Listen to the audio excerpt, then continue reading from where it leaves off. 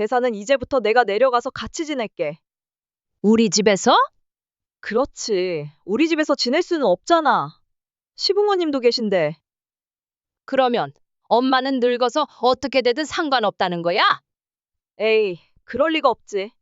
아니야. 이런저런 말 필요 없어. 이제 엄마가 용건 말할게. 이 집 다시 돌려받겠다는 말 하려고 왔어. 무슨 말이야? 엄마도 이제 엄마 노후 생각해야지. 이거 팔려고 한다. 뭐야, 약속이 다르잖아. 나 준다고 했잖아. 약속을 먼저 어긴 건 너잖아. 오늘 이야기 속 주인공은 69세 김나실 씨입니다. 그리고 그녀의 딸에 관한 이야기입니다. 딸은 김 씨가 살던 집만 주면 제사도 장남 대신 지내고 나중에 늙으면 김 씨 부부를 부양하겠다고 했습니다. 김 씨를 대신해 오빠까지 직접 설득했죠. 그 말에 김 씨 부부는 평생을 살아온 집을 딸에게 넘기고 이사했습니다. 100% 믿은 건 아니었습니다.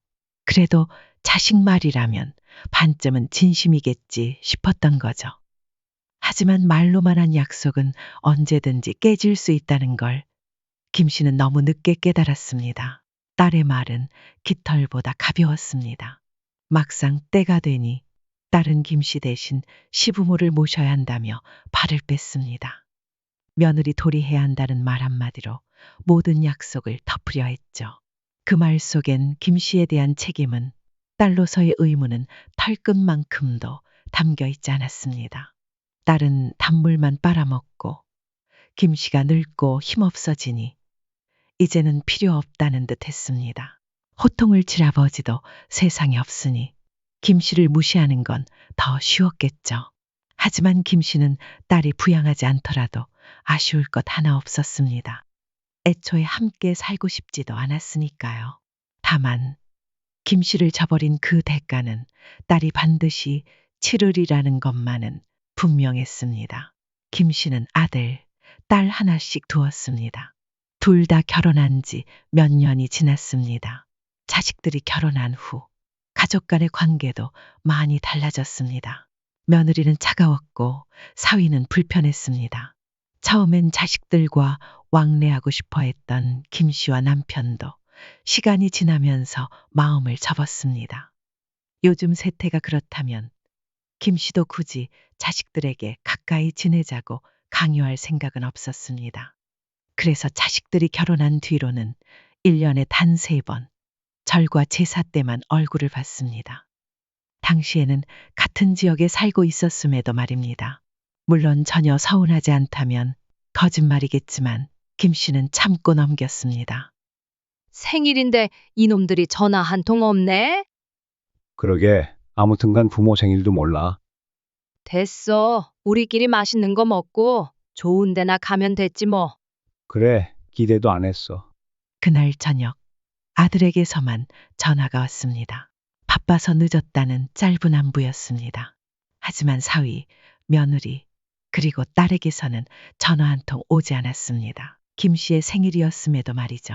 그래도 괜찮았습니다. 남편의 말대로 이제는 김 씨 부부도 김 씨 부부만의 삶이 있었습니다.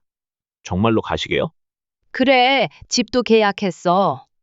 갑작스러운 이사 결정에 아들은 당황했습니다. 하지만 몇 년 전부터 계획했던 일이었고 남편과 이미 충분히 상의된 사안이었습니다. 자주 만나지 않으니 자식들과 그런 이야기를 자세히 나눌 기회도 없었습니다. 어차피 1년에 몇 번 얼굴도 못 보는데 굳이 가까이 산다는 게 무슨 의미냐는 생각이 들었습니다. 멀어지기 위해 떠나는 건 아니었지만 가까이 있다고 가까운 건 아니었기에 그럼 집도 벌써 파셨어요? 전부터 생각하고 있었던 건 맞아. 근데 아직 안 팔렸어. 반년 전에 내놨었는데 안 팔리길래 전세 먼저 주려고. 이사는 언제 하시는데요? 2달 뒤쯤 전세는 금방 나간다고 하더라고. 아들은 잠시 허탈하게 웃었습니다. 하지만 뭐라 하지 않았습니다. 가라 마라 하지도 집 문제로 시비를 걸지도 않았습니다. 너무 멀리는 가지 마세요. 운전하기 힘들어요. 그 말 한마디가 전부였습니다. 그리고 딸 역시 처음 그 소식을 들었을 땐 비슷한 반응이었습니다. 아니, 오히려 더 시큰둥했습니다. 그래서 김 씨는 아무런 문제가 없을 거라고 생각했습니다. 하지만 일주일도 채 지나지 않아 딸과 사위가 갑자기 김 씨 부부를 찾아왔습니다. 너희가 웬일이야? 명절도 멀었는데? 전날 밤 전화를 걸고는 다음 날 바로 찾아온 딸을 김 씨는 의아한 눈으로 바라봤습니다. 그런데 딸의 용건은 분명했습니다. 엄마, 이 집 전세 준다고 했잖아. 계약됐어? 아직 토요일에 보러 온다던데? 그거 취소하고 이 집 우리 주면 안 돼? 김 씨와 남편은 당황한 표정으로 딸을 바라봤습니다. 전혀 생각도 못했던 이야기였습니다. 그저 잠시 지내겠다는 말도 아니고 아예 달라고 한 것이었습니다. 응, 맞아. 너무도 뻔뻔하게 말하는 태도에 마치 맡겨놓은 걸 되찾아 가려는 듯한 인상이었습니다. 이 집을 어떻게 너희한테 주니? 어차피 이 집도 결국엔 처분할 거잖아. 지금 힘든 자식 위해서 미리 좀 주면 안 돼? 딸은 지금 경제 상황이 어렵다며 결국은 물려받을 유산이 될 테니 지금 주는 게 뭐가 문제냐는 식으로 말했습니다. 물론 이 집이 없어도 김 씨 부부는 살 수 있었습니다. 하지만 그렇다고 지금 자식에게 넘길 생각도 없었습니다. 무엇보다 김 씨에게는 자식이 딸만 있는 것이 아니었습니다. 지금 줄 생각은 없어. 그리고 준다 해도 오빠는 어떻게 하고 너한테만 주니? 엄마도 아들, 딸 차별해? 누가 차별을 해? 주더라도 절반씩 나눠야지. 한 사람한테 몰아줘서 나중에 자식들이 돈 때문에 싸우는 건 정말 보고 싶지 않다. 그 말에 딸은 시무룩해졌습니다. 사위도 실망한 눈치였습니다. 하지만 그들 역시 김 씨가 집을 줄 이유가 없다는 것을 알고 있는 듯 했습니다. 그럼 혹시라도 오빠가 된다고 하면 너 혼자 이 집 받는 거 괜찮겠니? 응, 만약 오빠가 이 집 내가 받아도 좋다고 하면 지금 줄 수 있어? 이 집은 아무리 적게 잡아도 4억은 넘는 집이었습니다. 아들이 선뜻 그러자고 할 가능성은 없어 보였습니다. 결혼 당시 전세 자금을 똑같이 보태주었지만 아들 내외는 결혼 2년 만에 이미 집을 사서 이사한 상태였습니다. 아들과 며느리는 딸 부부보다 직장이 안정적이었고 아들의 처가 역시 경제적으로 여유가 있는 편이었습니다. 딸은 어쩌면 오빠가 자신보다 형편이 낫기 때문에 재산을 양보해야 한다고 생각하고 있는 것 같았습니다. 물론 딸도 먹고 살만한 수준이었지만 더 가지고 싶은 욕심이 커진 듯 했습니다. 만약에 중이가 그러겠다고 하면 그때 다시 얘기하자. 정말이지 딸은 눈빛부터 달랐습니다. 그리고 집에 다녀간 지 이틀 만에 다시 연락이 왔습니다. 오빠가 그렇게 하래. 김 씨 부부는 믿기 어려운 표정으로 전화를 붙들었습니다. 그럴 리가 없었습니다. 아들은 그렇게 말이 없는 성격도 아니었고 뭔가 이상했습니다. 그게 정말이니? 오빠가 그렇게 말했단 거? 응, 대신 내가 나중에 제사 지내기로 했어. 현재는 김 씨가 시부모 제사를 1년에 한 번 지내고 있었습니다. 하지만 자신들의 제사에 대해서는 아직 깊이 생각해 본 적이 없었습니다. 오빠랑 세연이는 제사 절대 안 지내기로 했고 엄마 아빠 모시는 것도 다 내가 하기로 했어. 장남이 통상적으로 떠맡는 일을 딸이 모두 하겠다고 한 것이었습니다. 제사는 물론 김 씨 부부의 노후 부양까지 포함해서 말이었습니다. 김 씨 부부는 그런 얘기를 아들과 나눈 적이 없었기에 더더욱 놀라웠습니다.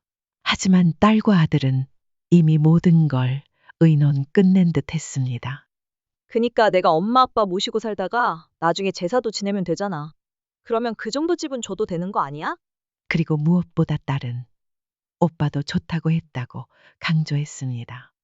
사실이라면 아들은 이 집에 대한 권리를 포기하는 대신 제사며 부양 책임까지 전부 내려놓은 셈이었습니다.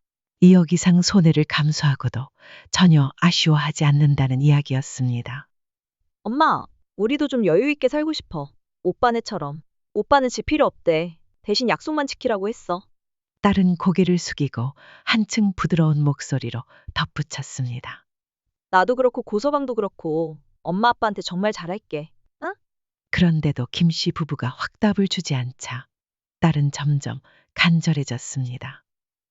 그럼 명의는 엄마 명의로 그대로 두면 되잖아. 우선 전세 줬다고 생각해. 그렇게까지 말하는 딸을 단호하게 밀어내는 일은 생각보다 쉽지 않았습니다. 그래서 김 씨는 아들과 다시 통화해 보겠다고 말하고 전화를 끊었습니다. 그리고 아들에게 전화를 걸었습니다. 딸이 말한 내용은 전부 사실이었습니다. 맞아. 대신 나중에 장남이니 며느리니 뭐니 그런 말은 절대 하지 마세요.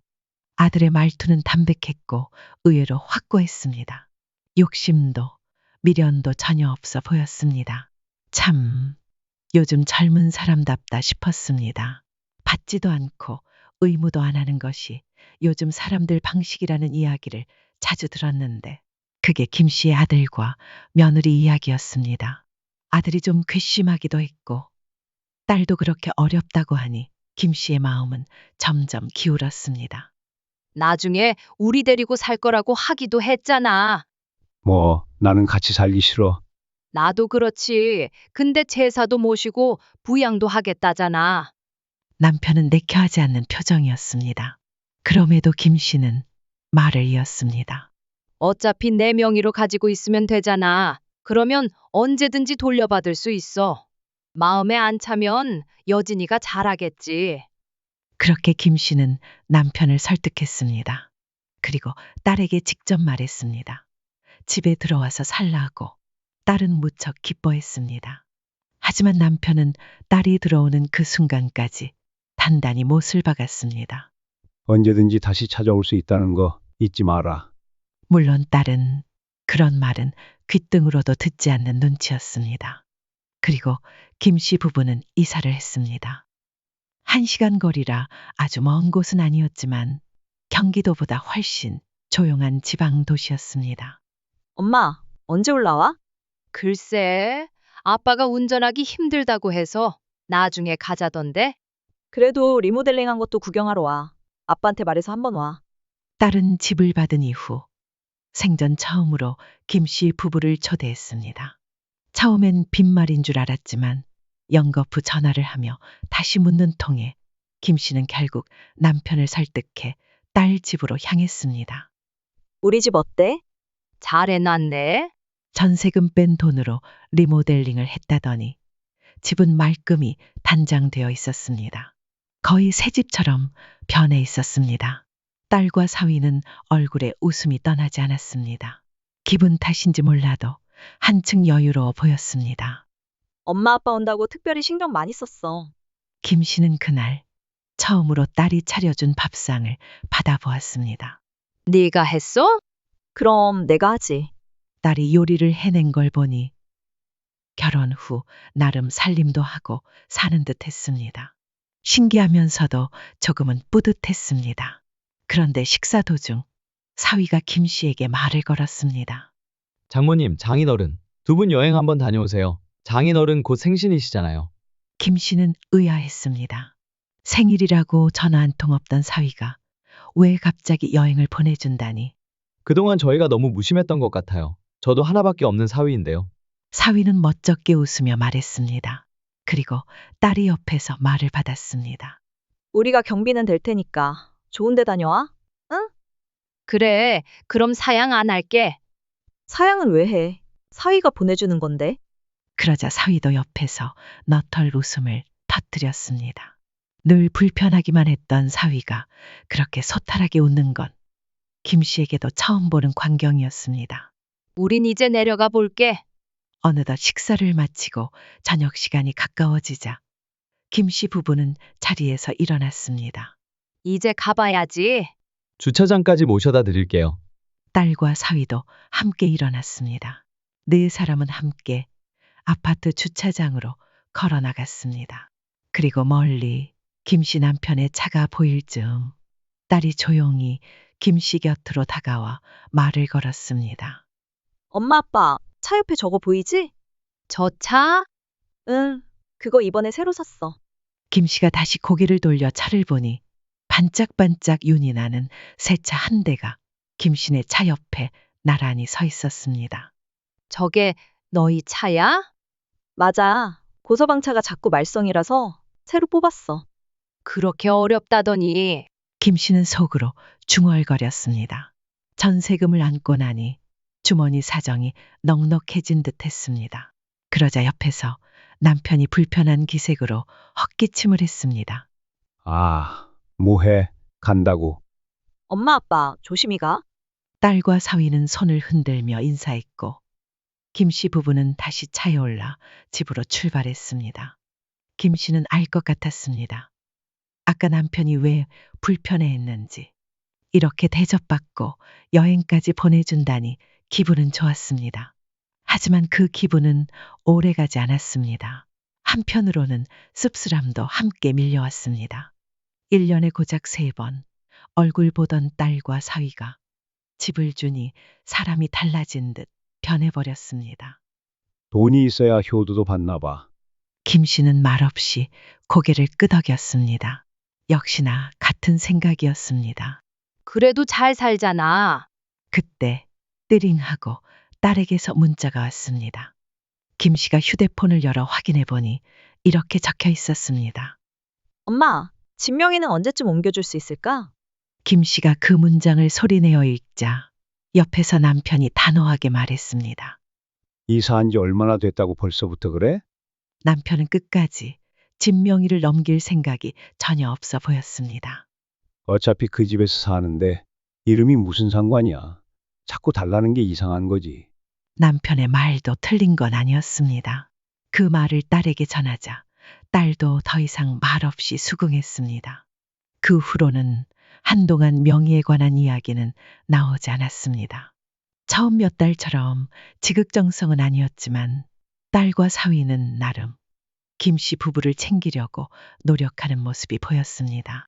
물론 한 달에 한 번씩 찾아오거나 자주 얼굴을 보러 오지는 않았습니다. 하지만 전화하는 횟수는 확실히 늘었습니다. 특히 생일이나 기념일 같은 경우는 어디에 표시라도 해둔 듯 빠뜨리지 않고 연락이 왔습니다. 반면 아들은 변함이 없었습니다. 더 챙기지도 덜 챙기지도 않았습니다. 딱 할 만큼만 했습니다. 그렇게 세월이 흘러 10년이 지나갔습니다. 그리고 그 사이 남편은 암 진단을 받고 병원에 입원하게 되었습니다. 한번 내려와야지. 어쩌지. 고서방도 그렇고 나도 요즘 너무 바빠. 애들 학교 빠질 수도 없고 주말에도 시간 안 돼. 이번 주는 힘들고 다음 주나 다다음 주쯤 스케줄 좀 볼게. 아빠는 좀 어때? 좋았다 안 좋았다 하네. 남편은 쉽게 회복하지 못했습니다. 수술만 하면 금방 털고 일어날 줄 알았는데 운이 따라주지 않았습니다. 병상에 누운 시간이 길어질수록 딸과 사위는 점점 멀어졌습니다. 다음에 꼭 갈게. 오빠는 지난번에 왔다 갔고 오늘 저녁에도 또 온대. 와, 정말 정성이네. 안 바쁜가 봐? 바쁘다고 하지. 아무튼 알겠어. 내가 중에 다시 연락할게. 무심했던 아들이 오히려 딸보다 더 자주 병원을 찾았습니다. 며느리는 함께 올 때도 있었고 아들 혼자 오는 날도 많았습니다.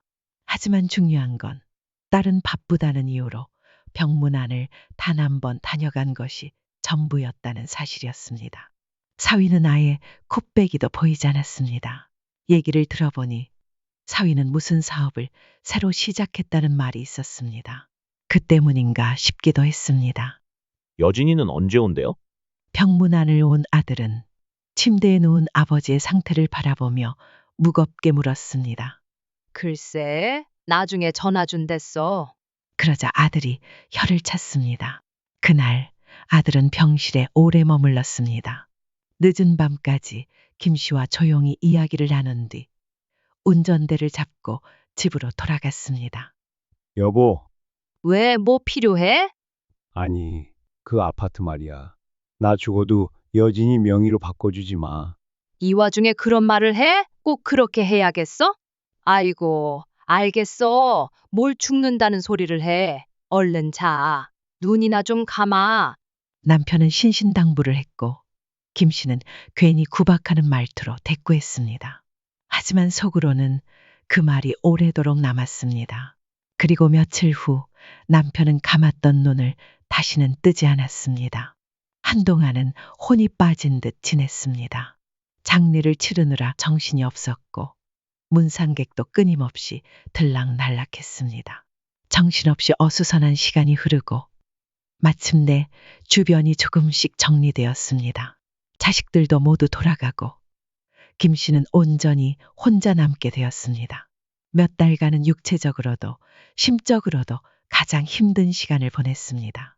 하지만 시간이 약이라는 말처럼 김 씨는 다시 마음을 다잡고 새로운 삶에 적응해 갔습니다. 그러다 남편의 기일이 다가왔습니다.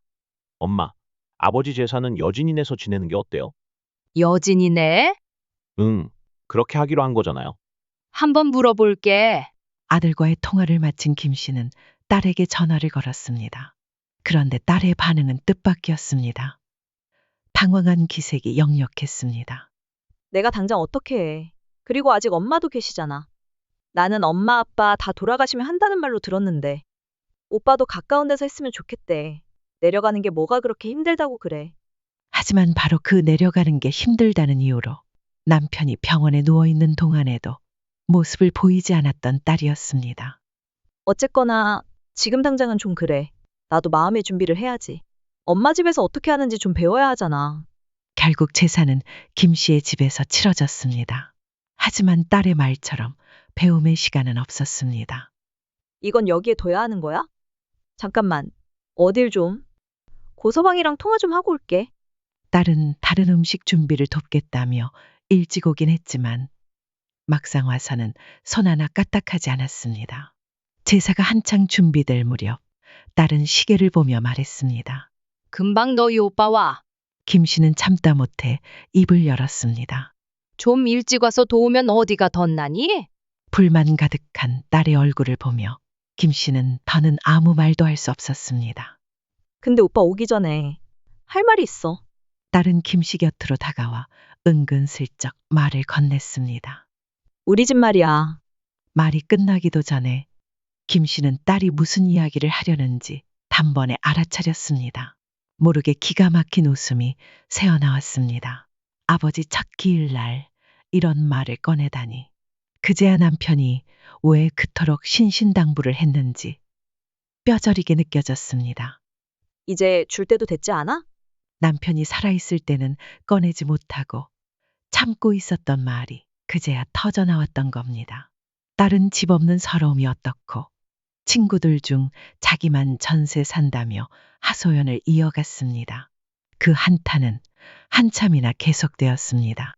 하지만 아들이 도착하자 딸은 입을 닫고 조용히 물러났습니다.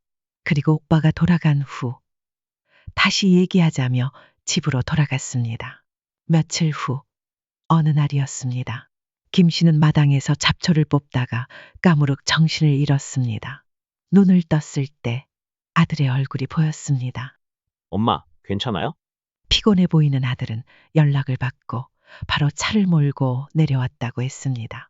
담장의 낮은 덕에 밖에서도 쓰러진 김 씨가 보였고 이웃이 김 씨 휴대폰으로 아들에게 전화를 걸어 구급차를 불렀던 모양이었습니다.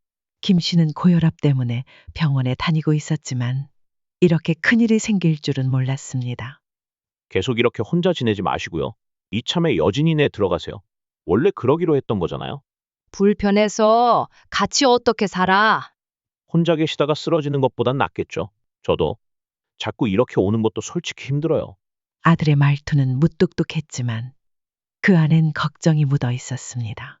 내가 건강관리 잘하면 돼. 그럴 거면 애초에 왜 그런 약속을 했어요? 뭐 하라고요? 지킬 생각도 없어 보이는데. 아들의 말은 날카로웠습니다. 여동생이 집을 받고 나서 도대체 한 게 뭐가 있냐는 말이었습니다. 아직 김 씨가 살아있으니 제사도 여전히 김 씨가 지내고 있었습니다. 그렇다고 딸과 함께 살고 있는 것도 아니니 말만 맡았지 실상은 아무것도 달라진 게 없었습니다. 다행히 큰 문제는 아니어서 김 씨는 퇴원해서 금방 집으로 돌아올 수 있었습니다. 하지만 이번 일을 계기로 김 씨의 생각은 깊어졌습니다. 아들은 딸의 집으로 들어가서 지내라고 했지만 딸이 원한다 하더라도 김 씨는 원하지 않았습니다. 그 집은 딸만 사는 곳이 아니었습니다. 사위도 함께 살고 있었고 김 씨는 괜히 눈치 보며 노후를 보내고 싶지 않았습니다. 그리고 무엇보다 세상에 둘도 없는 효녀가 될 것처럼 굴더니 손바닥 뒤집듯 변해버린 딸에게 깊은 실망을 느끼고 있었습니다. 지극정성을 바랐던 것도 아니었습니다. 하지만 남편이 입원했을 때 단 한 번도 신경 쓰지 않았던 딸이라면 자신에게도 달라질 게 없을 거란 생각이 들었습니다. 그래서 며칠 동안 고민한 끝에 김 씨는 결론을 내렸습니다. 그 집을 다시 돌려받기로. 이미 10년 동안 공짜로 살았고 사위는 사업까지 한다니 먹고 사는데 큰 지장은 없어 보였습니다. 힘들던 시절은 지나갔습니다. 이 정도면 도와줄 만큼 도와줬다는 생각이 들었습니다. 차라리 그 집을 팔아서 내 노후나 잘 챙기자.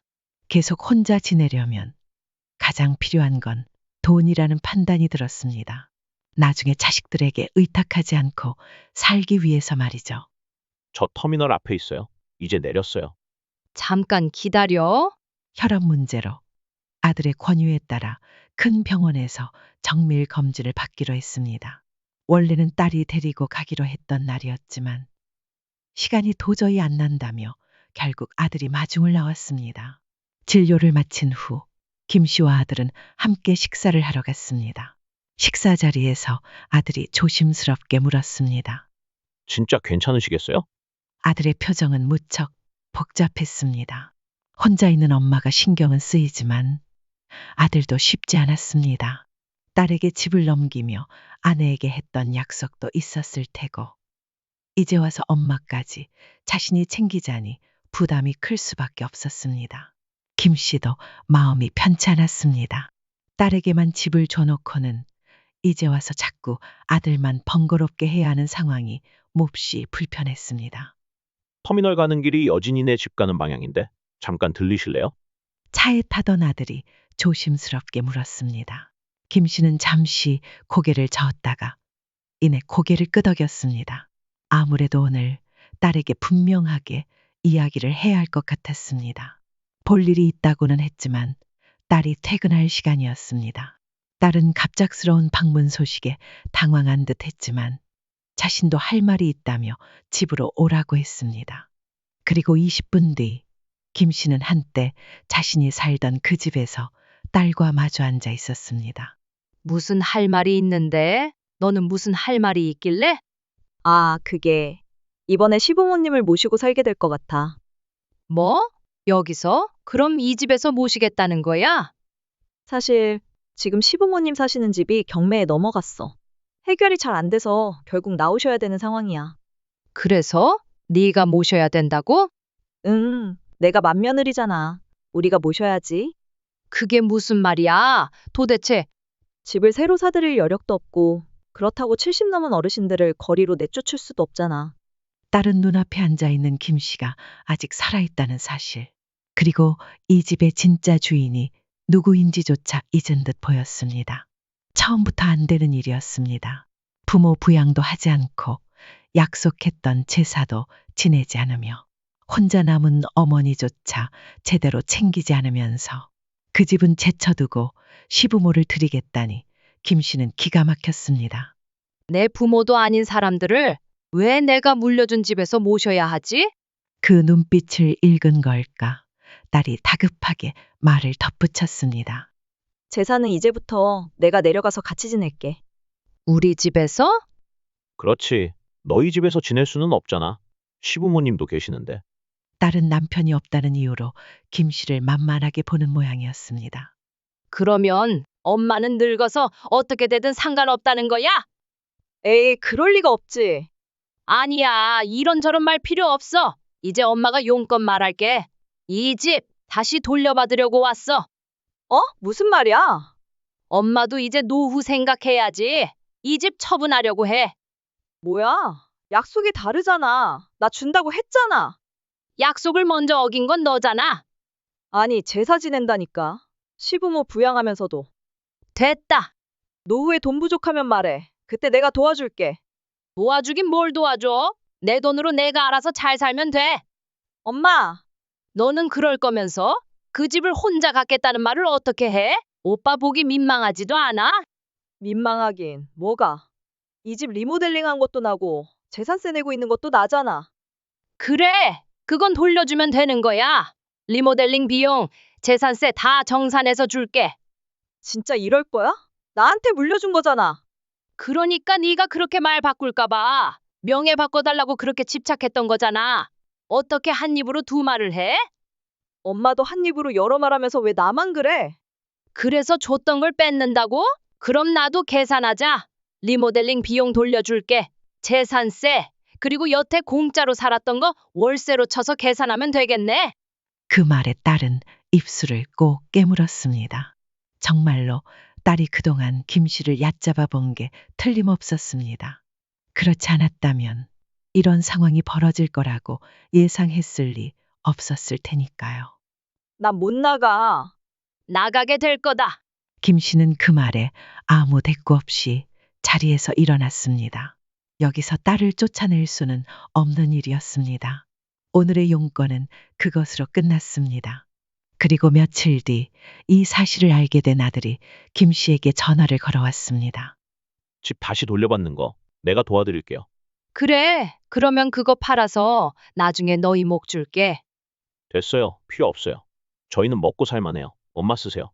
아들의 말투는 다정다감하지 않았지만 부모를 이용하려는 딸에 비하면 그 말 한마디가 더 큰 효도처럼 느껴졌습니다. 하지만 딸은 여전히 집을 비워주지 않았고 김 씨는 결국 아들이 말한 대로 법적인 절차를 밟았습니다. 집은 김 씨 명의였고 딸은 대가 없이 살고 있는 입장이었기에 시일은 좀 걸릴지언정 결국은 나갈 수밖에 없는 상황이었습니다. 몇 달 뒤 딸은 그 집에서 나가게 되었고 김 씨는 곧바로 집을 팔아버렸습니다. 어차피 다시 들어가 살 것도 아니었고 이 나이에 전세나 월세로 이리저리 옮겨 다니느니 차라리 목돈을 갖고 있는 게 훨씬 낫다고 생각했습니다. 그리고 사양하는 아들에게는 조금이라도 챙겨주었습니다. 그래야 김 씨도 마음속에 남아있던 미안함을 조금은 덜 수 있었습니다. 그렇게 김 씨는 딸과 완전히 연을 끊었습니다. 그렇다고 아들과 각별하게 지낸 것도 아니었습니다. 그저 혼자 잘 지내는 법을 하나씩 배워가며 살아갔습니다. 결국 말년에 김 씨를 챙길 사람은 김 씨 자신뿐이었습니다. 건강에 좀 더 신경 쓰고 근처 노인정에도 다니며 시간을 보냈습니다. 명절도 제사도 이제는 혼자 조용히 조절해서 지냈습니다. 가끔 아들이 찾아와 밥 한 끼 함께 먹고 가면 그걸로 충분했습니다. 오히려 그 정도가 더 마음 편하고 평화로웠습니다. 김씨 할머니의 사연은 여기까지입니다. 입으로는 효도를 약속하고 손으로는 부모의 집을 움켜쥔 딸의 모습, 여러분은 어떻게 보셨나요? 김씨 할머니가 결국 단호하게 결단을 내린 선택, 시원하다고 느껴지셨다면 댓글로 여러분의 생각을 나눠주세요. 혹시 여러분이라면 딸과의 갈등을 어떻게 풀어나갔을까요? 현명한 의견도 기다리고 있습니다. 이야기가 재미있으셨다면 좋아요와 구독 잊지 마시고요. 다음엔 더 깊고 흥미로운 이야기로 찾아뵙겠습니다. 감사합니다.